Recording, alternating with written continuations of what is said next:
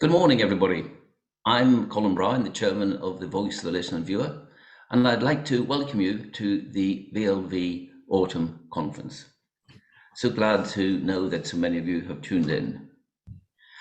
A couple of logistical points just before we get going. If by any chance the worst happens and we go off air, just dial in again using the same link as you got in this time.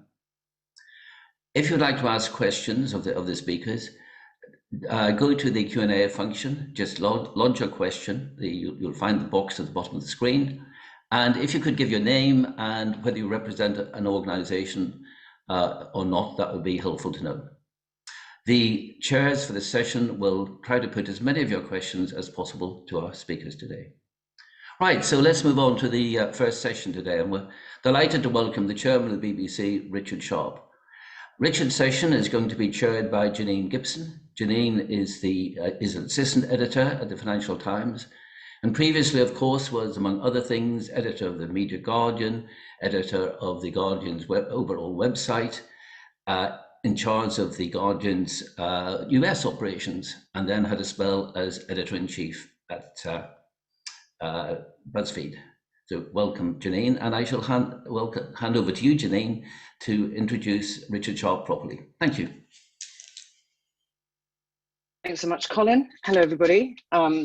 It's a pleasure to be at the Voice of the Listener and Viewer conference. Thank you for inviting me back. I'm sorry we're not there in person. On the other hand, here we are, and what a great start to the morning's event. Delighted to welcome on your behalf Richard Sharp, the chairman of the BBC. Took up the position, of course, in February this year, and is now responsible for upholding the independence of the BBC. A tiny task. Before being appointed, he had a 40-year career in finance, notably at JP Morgan and Goldman Sachs. He's given relatively few audiences since taking up the role. To be fair, it's only been 9 months. He spent most of that in front of the DCMS Select Committee. This is his first public appearance in front of us, the public, because we don't count the LTS event in Cambridge. So welcome, Richard, to the Voice of the Listener and Viewer conference. I know you're going to speak for about 20 minutes and lay out your agenda. Then we'll take questions, but I'm just going to echo what Colin said. Please type your questions into Zoom, into the Q&A box as we go along, with the name of the organisation you represent, if appropriate. Because if you do it as we go along, we'll be able to keep it all seamless and we won't waste time typing later on, because there's so much to discuss. Anyway, without any further ado, over to Richard, and I'll see you later. Well, thank you, Janine. Good morning, everyone.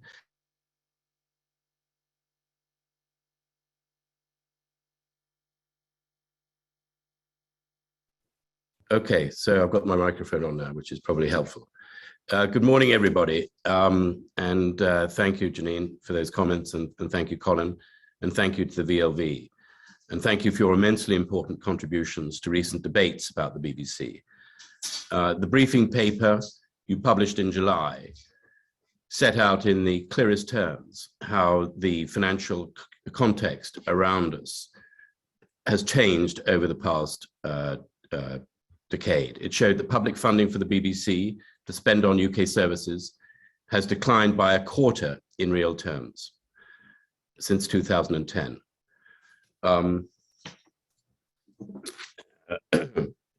While production costs have rocketed in key areas such as drama by 35%.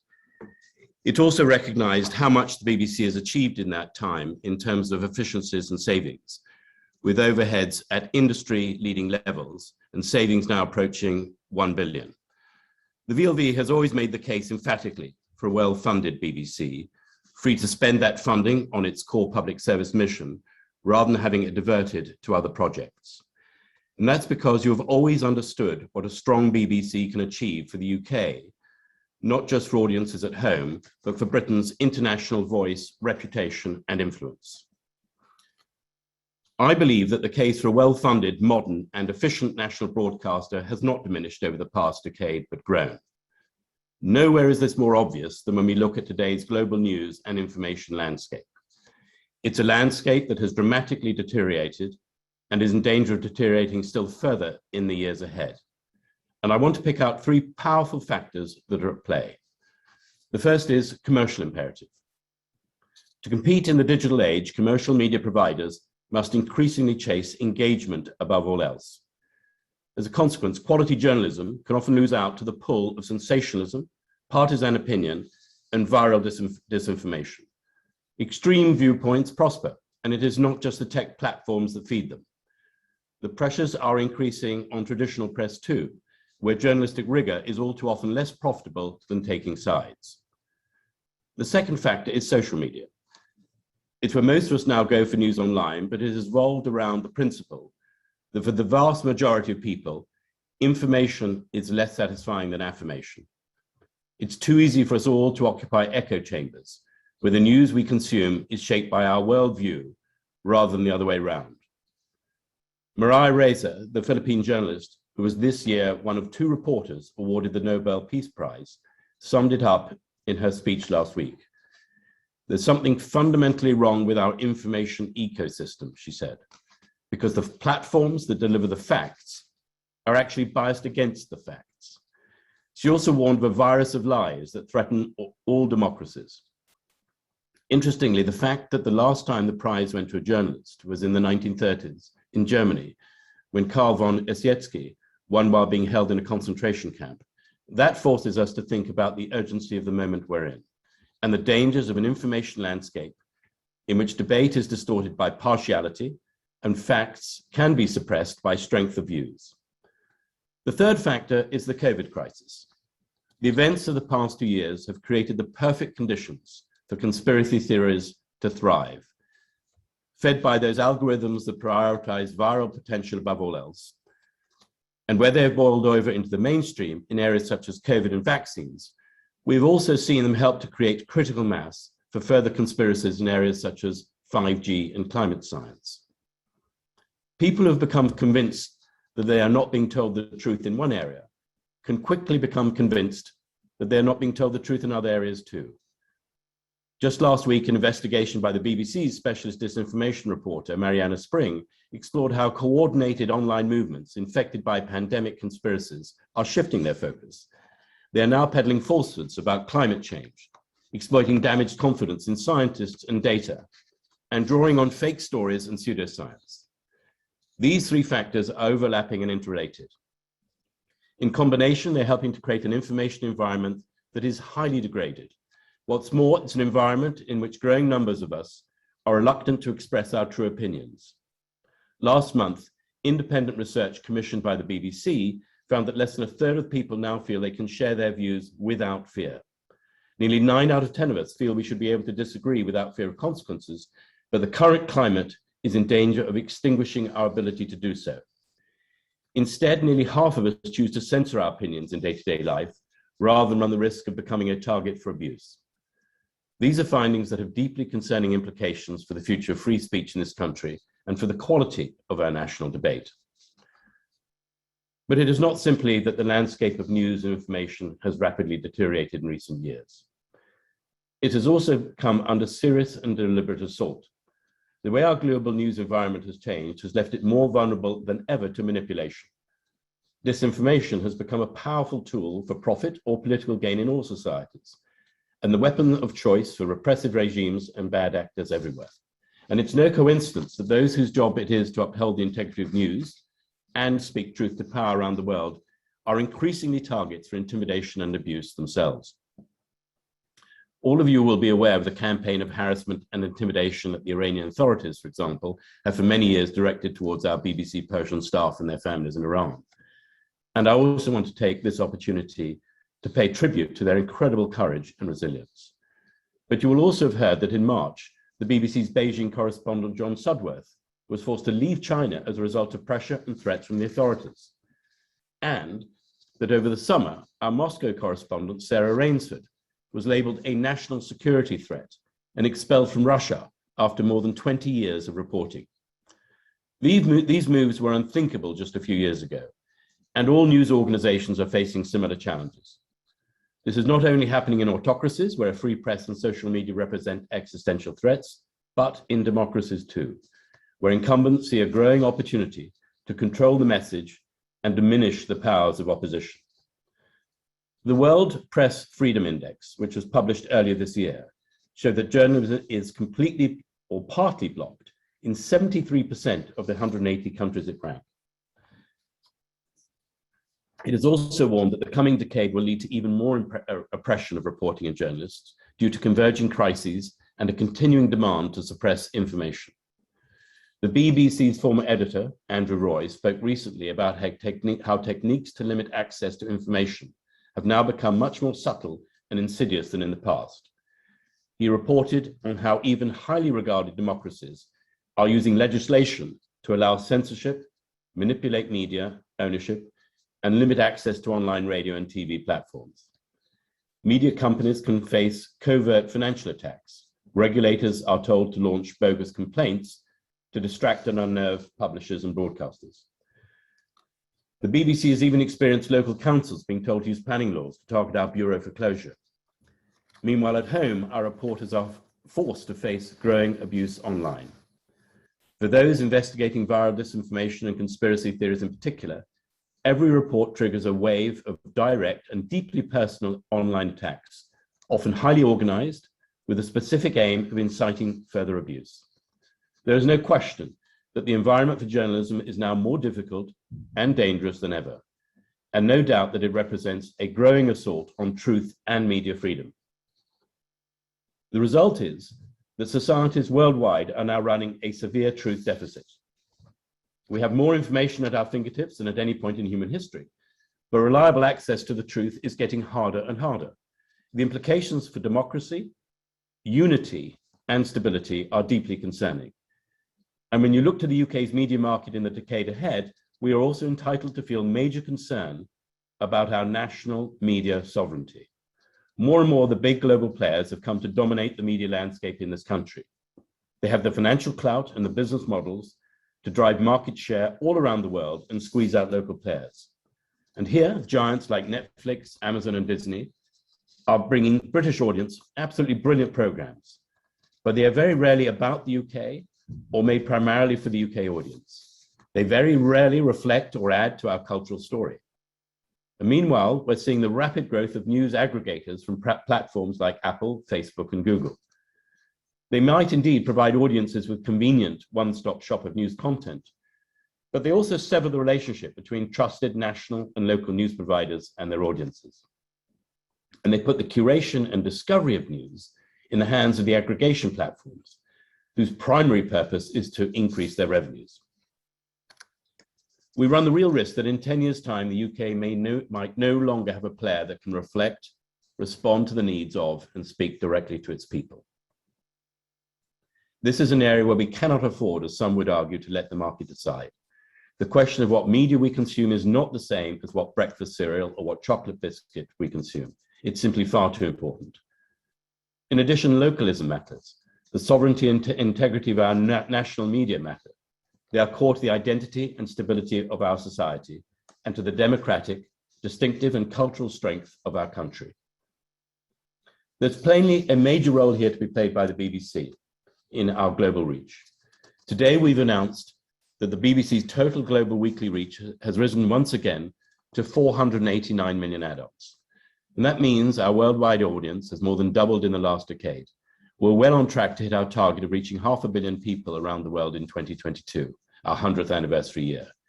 And this further underlines the unique position the BBC occupies in the media landscape, in particular the global media landscape.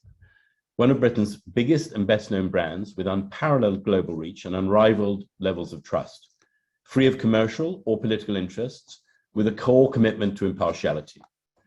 And the fact that over the past year, we have strengthened our position in countries like Afghanistan and Iran, and seen high levels of growth in places like Myanmar and the Democratic Republic of Congo, says something significant. It tells us how the BBC is relied on in places where access to impartial news is paramount. What this does for Britain in the world has long been recognized by the government, and it's why the Foreign Office gave the BBC additional funding 5 years ago to expand our world service and fund new language services. And why earlier this year, the government announced further investment to help us build on our work to uphold global democracy and tackle disinformation. But if the scale of the BBC's responsibility around the world is clear, so is the scale of the opportunity. Research released by Reuters Institute last month showed that across 4 major markets of the US and the UK, Germany and Brazil, engaged audiences still care very deeply about impartiality. They want journalists to focus on facts, objectivity, and fairness, and to steer clear of opinion and bias in reporting so they can make up their own minds. They like news and they like opinion, but they want very clear separation between the two. And alongside accuracy, they consider impartiality to be a foundational value of news that underpins audiences' trust. This stands in stark contrast to the direction of travel of commercial providers who are shifting towards more partisanship, arguably polarization in news. And it leaves the BBC uniquely well placed to take on the truth deficit at home and to define itself as a preeminent purveyor of facts around the world. All of this, however, is conditional. It's conditional on the BBC being able itself to uphold and be seen to uphold the very highest standards of impartiality. And this is why Tim Davie wasted no time in establishing it as his first priority when he arrived as Director General 1 year ago, and why that commitment to impartiality has the full backing of the BBC board. Since then, we have had the report of Lord Dyson, who was appointed by myself and the board to investigate the circumstances around the Martin Bashir interview with Princess Diana. And more recently, we have had the findings of Sir Nicholas Sirota, who on behalf of the board led a comprehensive review in response to Dyson into the BBC's editorial standards, governance and culture. While the review found that much has changed in 25 years and that the culture, editorial, oversight and governance had all evolved and improved, it also found that there was still potential for significant improvement. It made clear recommendations to the board across all these areas, which we have accepted in full and which we now need to act on. And that's why last month, the BBC announced sweeping changes to raise standards across the whole organization. The BBC published a 10-point plan, which represents our biggest and most significant push to ensure programs and content are fair, accurate, unbiased, and truly reflect the public we serve. The plan covers everything from increased transparency to increased staff training, from external oversight on standards to a new whistleblowing policy. But one of the big changes will be the introduction of regular board-level thematic reviews of our output in key areas of public debate. These are designed to ensure that due impartiality is being achieved right across a range of programs, strands, and platforms, and that a breadth of voices and viewpoints are in fact authentically reflected. The first of these reviews begins in January, and will look at the BBC's coverage of UK public spending and taxation. They will be led by the board and be a major part of my ambition to help create a BBC that is beyond reproach when it comes to impartiality standards, processes, and transparency. The BBC has to get this right. Quite simply, impartiality is a prerequisite for our existence. But it's important to recognize this is about much more than the future of the BBC. It's about standing up for integrity in news and fighting back against the growing assault on truth which is taking place worldwide. And it's also about what a strong, impartial BBC, as a global standard bearer for trusted news and information, can signal to the world about Britain's standards, values, and democratic influence. This is why we're working so hard to be unimpeachable on impartiality, so that we can safeguard the UK's national media sovereignty in the years ahead and make sure audiences at home know there is a place they can come for information they can rely on and programs that reflect their lives, but also to realize the full potential of the BBC to be a global force for truth and democracy and a powerful ambassador for Britain around the world. Thank you very much.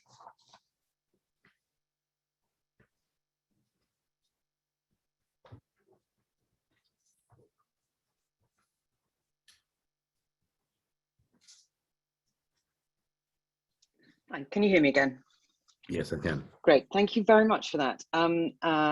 There's so much to cover, but I do want to pick up first on that impartiality plan and the scheme that you're going to start rolling out from January. Can we just probe a little bit into how this will actually work in practice? So the board are going to review the BBC's output in a thematic area, yeah, and then sort of do an audit, or what are you expecting to hear from them? Well, look, I think there are a number of dimensions to this. One is a time frame. so that we don't look just at individual programs in isolation and not look at the broad or the breadth of our output over time to see where we come to from a particular position. There's expertise. Where do we have the depth of capability and insight in our own people in complicated areas, so that the quality of the information that we surface educates, informs, and is balanced. There's also a question of the political dimension, which is when we take account of all the political angles associated with an issue such as, for example, public expenditure and taxation, that we can see that the balance of how we approach it is meaningful. For example, if I venture to say that if you spoke to a number of MPs themselves, their understanding of the scale of the national debt, their understanding of fiscal issues might not be where they should be. So we form the view that there's a very important public service role for BBC in terms of what we communicate, but also how we communicate, the quality of our journalism, to do better in this area, so that the public debate can be more informed from politicians through to citizens. And that could then have consequences. I won't prejudge those consequences, but they could go to education. It could go to how we, what facts we put across our media, but also how we, the kind of debate that we have when we inevitably have special interest groups, for example, coming in discussing the importance of public expenditure in one direction versus another. Governments of all hues face choices, and it's important that the public understands those choices, because those aren't just in the conjunction, i.e. in here and now, but also have temporal implications with, for example, national debt. So whilst it's a technical area, it's a very important area, none more so now coming out of the pandemic, when indeed as a nation we've had to incur significantly higher debt than we would otherwise would have done. What would you where do you go after that? What's the next topic that you? I don't know. I think we will discuss it as a board, and we will form a view, and we're also open to listen to our viewers and listeners, and to see the issues where they may have some concerns. Because I suppose the danger is that you end up becoming more and more reactive, no matter how much you intend to take a broad long-term view. And then I suppose if I was an editor, I'd be worried that you're sort of outsourcing editorial judgment. I don't understand that point about reactive. I think this is actually quite proactive. I think this is actually to position us better, put a better place to engage in the debate in a more sophisticated manner, but with more clarity. But what happens if the board says, well, we think that your position on covering trans issues is insufficiently impartial? Is that an edict then back down to the editorial staff? Well, first of all, it's important to bear in mind the board is a unitary board of executive and non-executives. But you're right, that these are, in one sense, these are reviews with a majority of non-execs involved. But we would undertake to make sure that the review itself is transparent, and so our conclusions can be seen to be well-founded. There is also a desire, as we're going to have the reviews led by an independent person, independent of the board as well, and that provides another level of separation. And we will look at it collectively then as a board and form a view, and we will see whether there's a consensus or not, or a division between the executive and the non-execs. I'd be very surprised if there wasn't a consensus. And then I suppose the third sort of potential issue then is there a tension, it becomes quite bureaucratic. You're appointing an independent expert who will then convene a panel of non-exec directors who will then audit the output in order to make some recommendations, which will then feed back into could be 3 years before we know what you think about the coverage of trans issues. Well, governance by its nature is bureaucratic. And in that way, it serves a purpose by being disciplined. And I think the nature of accountability does go to some level of systematic evaluation. So I think bureaucracy can be a negative, but it can also be a positive in an institution that has to constantly evaluate itself. And so I think we just have to be relatively disciplined about it. So I don't I don't have a problem with the bureaucracy in principle. I think what you're touching on is how will it work in practice. The intention is not to stifle the debate. The intention is not to shy away from difficult issues where we need to provide a platform around subjects of great emotion, for example, the trans one you referred to. But the issue is that we should always retain our impartiality, and that the board itself, stepping back from the day-to-day hand-to-hand combat, is able to evaluate it in a dispassionate way and hopefully a very fair way. Okay, let's move on to the license fee. The last thing I read, and correct me if I'm wrong, was that the settlement is due late November. It feels like we're in late November. Do you know what it is yet? We are in discussions with DCMS, and those discussions haven't completed. And hence, by definition, I don't know where we're finished. We look forward to them completing in the near future. And, it's obviously your first exposure to. I mean, it's a mysterious and opaque process. We never know until afterwards, and then we have to sort of piece together what the negotiations and cuts and compromises were. But I mean, obviously, you're used to banking where things are considerably more transparent. What do you make of the process? Well, look, it's we secure the license fee in circumstances where people face criminal sanction in the event that they don't pay the license fee.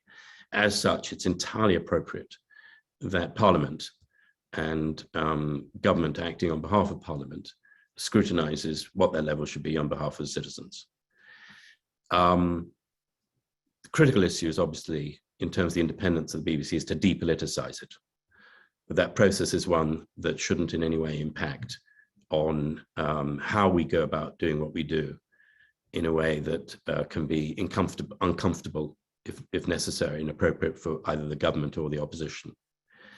I think the process it's appropriate that the license fee is reviewed by government, and it's appropriate that it's done as it is being undertaken thoroughly professionally in light of the BBC's financial needs, the burden on the license fee payer, and a business plan, and the transparency of our annual report and our objectives. The government, on behalf of the citizens, also communicates objectives that they seek for us to obtain. And I think those have been very constructive in the past. If you look at a BBC in the past that was highly London-centric, the fact that we've had to move around the country, coming new to the BBC, I see as a tremendous asset. If you look at the economic activity in Cardiff, in Manchester, in Belfast, in Glasgow, and if you look at the spin-offs from the consequences of the BBC's outsourcing, so some of the pressures that we've received and how we've behaved in a sense uncommercially has been good for the UK whilst we continue to deliver our services. So, but there's still, I mean, you're making very good point. You sound so, it is very appropriate, except that some of the negotiation does take place via sort of Twitter feed or public comments or offhand remarks in a select committee. And, you know, there are implications that if the BBC's political editor is a bit more on side, or if you just gave pensioners free license fee or so on, then everything would be a lot easier. I mean, yes. You know, clearly had we had, I mean, a license fee that had been fixed for the entire settlement process, then indeed that would have been easier. And there's no doubt that the license fee has contracted significantly in real terms. It would be, if it had been held in real terms where it was 10 years ago, it'd be £190 now, not 157. We've had £1 billion real cuts. And what's unfortunate, certainly in one sense for our consumers, is the BBC's had to face these financial strictures at a time that our competition is more severe. I mean, the BBC, for example, Janine, at 43p a day, I think compares favourably with the FT at £2.90 a day. But it simply can't compare. Which is why we really have to improve our reporting on public expenditure. I think we do quite good discounts, actually, if you have a look online, anybody who's interested. But you raise an important point, which is that obviously, you know, it's very unlikely the license fee settlement is going to keep pace with inflation, not least because inflation is a bit of a movable feast. So what principles will you apply to the inevitable cuts that you have to make post-settlement? Well, we will as soon as we get a settlement, which is why the settlement is urgent, we will then have to obviously look at our budget. And depending upon where it ends, there could be some serious consequences. Everybody who's on this call is aware that inflation is very high. CPI is very high. Not only is CPI high, but media price inflation is 9%. And if we're to continue to make the economic impact we should be in the whole creative sector when it comes to the transmission mechanism of the money that we receive in the economy, which has a multiplier effect of 1.63, we need to have that money. If we have to contract, not only do we contract, but that has a multiplier effect on the whole industry. So I'd say that because we're having to deal with significant inflation in the media sector, there will have to be consequences if we don't obtain a license fee settlement which keeps pace with media inflation. It's inevitable. Is there something you would ring fence? Is there a sort of approach that you think, well, the most important thing is news? The BBC's role is to produce impartial news, and I must make sure that's well funded. Look, we're not going to pull out. We're not going to pull out of news. We're not going to pull out of news. So I think I can say that with some great authority. But how we do what we do may have an impact. So, for example, we want to push very strongly into localism. I think that's a very important. But what we do there, in classic terms, is uncommercial. We have, if you take the 39 people or so in Sheffield, they're doing a fantastic job in that community in BBC Radio Sheffield. All our radio stations are fantastic. We want to continue to provide that kind of service in terms of our localism. And I would hope we have a license fee settlement that supports, particularly post-pandemic, continued provision of high quality local services. I'm just going to bring in a question from one of our audience at this point. Robin Jones says, under the past, the BBC Trust had regional audience councils, which formed an essential element of accountability to the licence payer. Now it seems to be very little direct accountability. Robin can't even find minutes of board meetings on the BBC web pages. Do you think that's important, and what are you going to do to address it? Well, first of all, I think sorry, I forget that fellow's name. Robin Jones. Robin. Firstly, Robin, I'll check about the availability of the minutes. You will see enormous amount of transparency in our annual report. We do actually conduct regular surveys of our audience, and in addition, we're increasingly, obviously, able to use data to see where and how our services fall, and that continues to underline the importance of data, because if we get, as we would hope to get, full access to all our data through whatever platforms are delivering BBC services, then we are in effect in direct touch with our audience, and we would hope to respond to make sure that the services we're delivering are fit and appropriate. In addition, we receive significant amount of incoming digital communication, emails, complaints, observations, and we have a significant resource available not only to respond to those, to make sure the messages are delivered into the organisation so we can respond to them. I move on to one from Bob Usherwood from the VLV. He says that your recent papers on impartiality and editorial standards seem to accept all the criticisms of the right-wing press, and I'm going to editorialise a little and just cut out some words, and statements made by the Culture Secretary. Those of us who love the BBC would welcome a more robust response by you or the DG. Then there's a story that, but anyway, it's not the job of the government, is the thrust, to maintain due impartiality. Look, I think that the press from all sides are subject to financial pressures. We have an overpopulated market when it comes to newspapers, and the time spent with the BBC is time spent away from them and their websites. And from long before I came into the BBC, it's also a very interesting topic for them to use the BBC as a whipping boy. And I get the press clippings from on a daily basis. I'm seeing hostile articles to the BBC. So I think this is part and parcel of the BBC's privileged position that it should be subject to that level of scrutiny. Much of it is unfair, some of it is fair. But coming back to the underlying point on impartiality, it's always good for an institution sometimes to take a step back and reflect on, is it getting it right, rather than acting defensively. So arising out of the Bashir incidents, there were a number of things that emerged that were quite serious. How effective, for example, was whistleblowing? What kind of scrutiny took place during the professional processes? Where are editorial standards being upheld? What kind of internal communication do we have? And it's very useful to take a step back and say, let's not just say this is in the past, but let's ask ourselves, are we undertaking best practice? And we should always continue to do so. So that is what we've done. It's actually not kowtowing, if you like, to a right-wing press. It's doing as any organization should do, which is being constructively self-critical and then improving its performance as a result. As you've mentioned your morning press cuttings, I have a number of questions from my colleagues in the press, all on the same theme. You will have read about the Duchess of Cambridge's decision to screen her annual Christmas Carol concert on ITV rather than BBC in response to the documentary about the relationship between the two princes and the press. Broadly, the questions are you worried that this row has caused irreparable damage to the relationship between the BBC and the royal family? And were the palaces given an adequate right to reply to claims in the films? It's alleged that they were not. I look, obviously, the BBC is a national institution, and we approach our relationships with the other national institutions with great care and thought.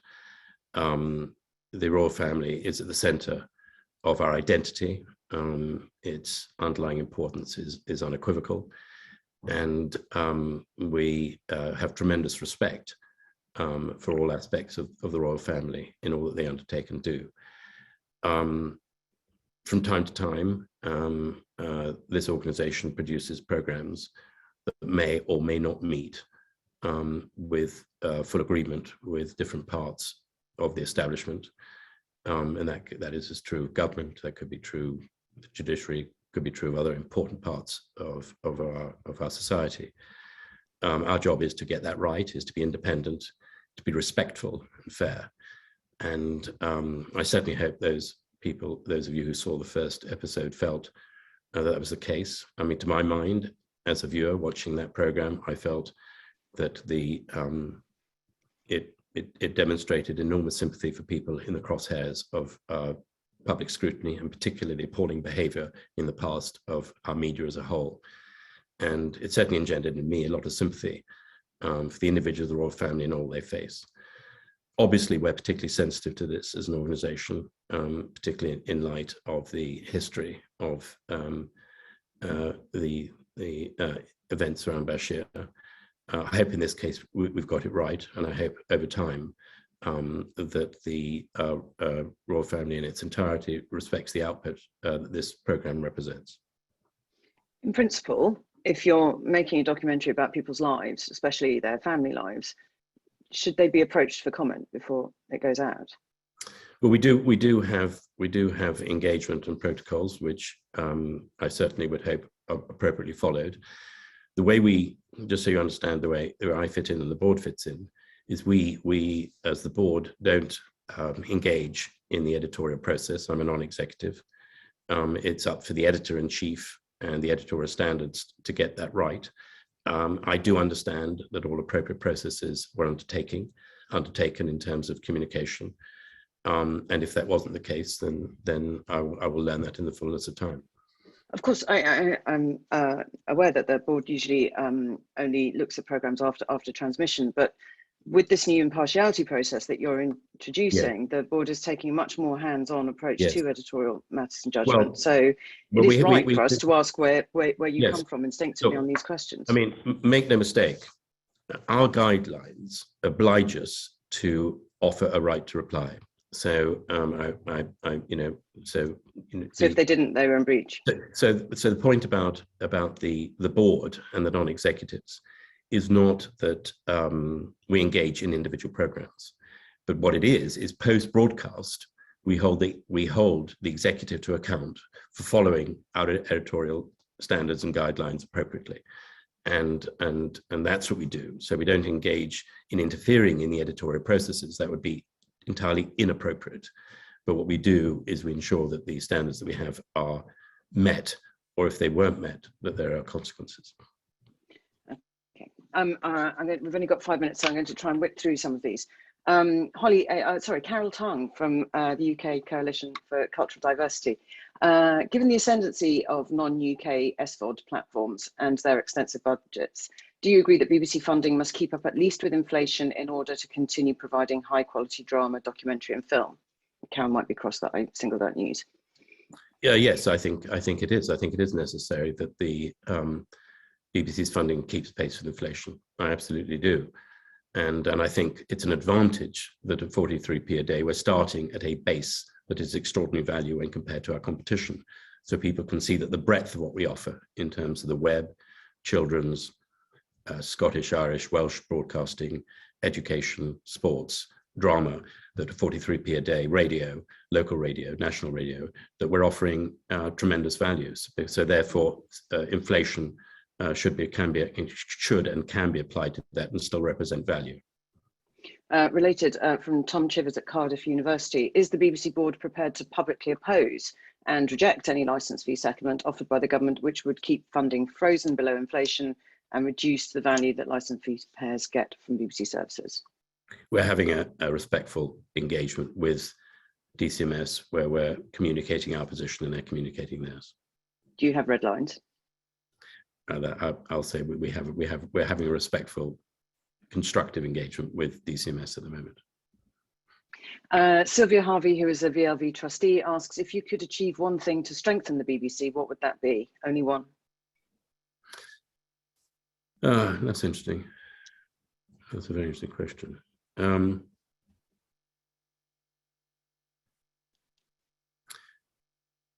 Well, there are two really. I mean, candidly, one is funding, but the second one is that internally, I think the BBC people have felt a bit beleaguered, and I would hope to, I seek and hope to create a much more positive culture that can unleash the creative talents of the people in the BBC in an increasingly positive way. What's your reaction, asked Bob Dawson, when you see reports that Murdoch has told the PM he must scrap the BBC? Well, you know, I haven't met Mr. Murdoch, but I understand over time. Have you not? No, I haven't. I understand over time he has a theme about his feeling that the BBC shouldn't either exist in its current form. So if that were to be true, although I understand that Rachel Johnson has said that it's not what was quite said, if it were to be true, it would certainly at least be consistent. Hang on, let me just see if I've missed anything. There's a key ongoing difference for the BBC between research and involvement and engagement and accessibility, which it doesn't do. That's Peter Blackman of Save Our BBC. I think this is a question again about how you listen to those who are funding you. I didn't quite get the question. What's the question? I think he's asking whether you are genuinely engaging and being accessible to the voice of the listener viewer and other campaigns such as Save Our BBC. I think we are. Yeah. Max Goldberg would like to know if you could elaborate on your statement, people have felt a bit beleaguered at the BBC. Yes, look, it goes back to a number of elements. It goes back to the fact we've had to take significant costs. We've lost, I think 1,200 people in the last year or so. We've taken £1 billion in real terms out of our budget the last 10 years. And any organization over a sustained period of time that has to make significant financial cuts creates inevitably a slightly negative attitude internally. In addition, we've lurched from one crisis to another over a period of time, which hasn't reflected well on the people of the BBC. And then in addition, as somebody mentioned, we have persistent attacks on the BBC from the press. So I'd like to be in a position where the people of the BBC feel happier working at the BBC and feel better about being at the BBC themselves.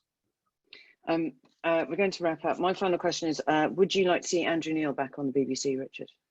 Look, I think I enjoy watching Andrew Neil on whichever platform he's on. I mean, coming back to research, he does his research exceptionally well, technically very strong, highly intimidating as an interviewer as a result of it, although not as intimidating as you are, Janine.